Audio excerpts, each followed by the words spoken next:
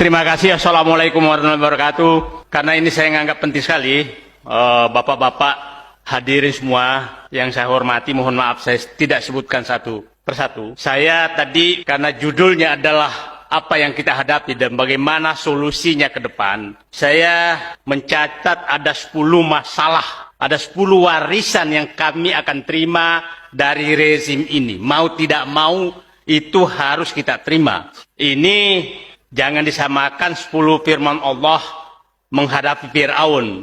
Jadi, kalau Nabi Musa dulu menerima 10 firman Allah menghadapi Fir'aun, tapi ini kita menerima kira-kira 10 warisan yang siapapun presidennya akan menghadapi ini. Nah, saya mohon dibantu untuk diingatkan kepada semua. Pertama adalah, wahai penguasa, kau sudah membuat utang meroket. Kalau Bung Karno dulu membuat, Pak Harto dulu membuat utang, itu hanya 0,047 triliun per hari. Pak Harto, Pak SBY 0,37 triliun per hari. Pak Jokowi itu 1,7 triliun per hari. Kalau ditambah dengan BUMN, 3 triliun per hari. Jadi kalau ada yang menyatakan negara ini makin bagus, tiap hari kita ditambah utang 3 triliun per hari. Itulah yang ditinggal, yang akan diterima oleh presiden siapapun nanti. Dan perkiraan saya, utang kita ditambah BUMN kira-kira akan sampai 2024, mungkin sekitar 16 sampai 17 ribu triliun. Itulah utang. Yang kedua adalah, rezim ini telah memindahkan kekuasaan dari rakyat kepada oligarki. Itu yang sangat prinsip. Rakyat tidak lagi bisa sebagai penguasa karena semua bisa dibayar dan dipecah belah.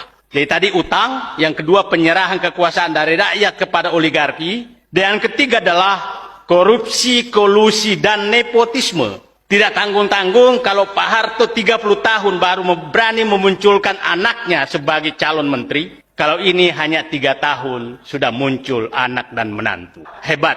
Jadi memang kolusi, korupsi, dan nepotisme maju dengan pesat. Yang keempat adalah infrastruktur yang mangkrak dan tidak layak. Itu kita akan terima sebagai warisan yang sangat berat.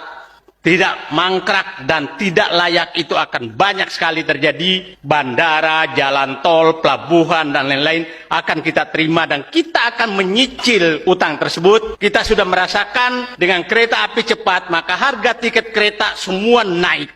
Dan itu juga akan terjadi di tempat-tempat lain. Nanti akan naik semua karena beban utang yang sangat besar. Ya, beban daripada infrastruktur yang mangkrak itu. Karena setiap mangkrak maka dibebankan ke yang lain. Yang kelima adalah hancurnya kohesivitas sosial. Tadi yang dipecah belah selalu adalah umat Islam.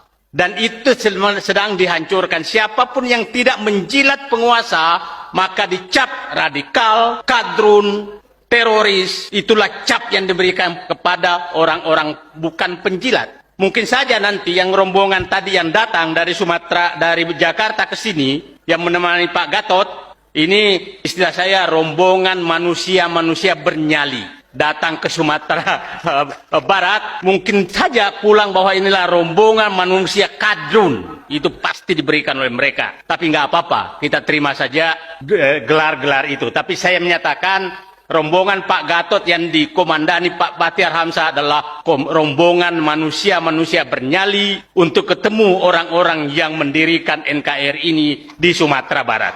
Yang keenam adalah ketidakadilan. Ketidakadilan ini sangat nyata dihadapi oleh kami. Tadi Pak GN menyebutkan ada 3 narapidana, yaitulah korban ketidakadilan. Tapi bangga sebagai narapidana. Saganda Nainggolan, Anton Permana, dan Jumhur Hidayat. Itu tegak menghadapi, dan itulah kita pahami betul hari dan jam yang sama mereka dicokot untuk dibawa masuk ke penjara. Tapi insya Allah suatu saat orang ini akan tampil sebagai penyelamat NKRI. Ketujuh adalah kemiskinan. Kita miskin betul di mana-mana. Nah, angka kemiskinan naik tapi utang bertambah. Terus uang itu kemana?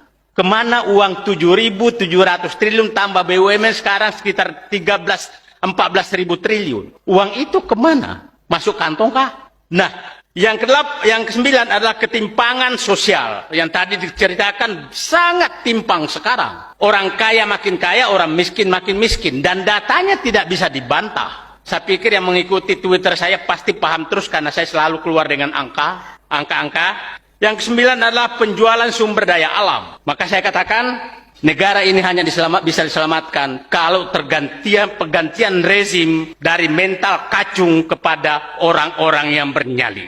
Itu saya pikir yang kita harus tanamkan selain kebersamaan.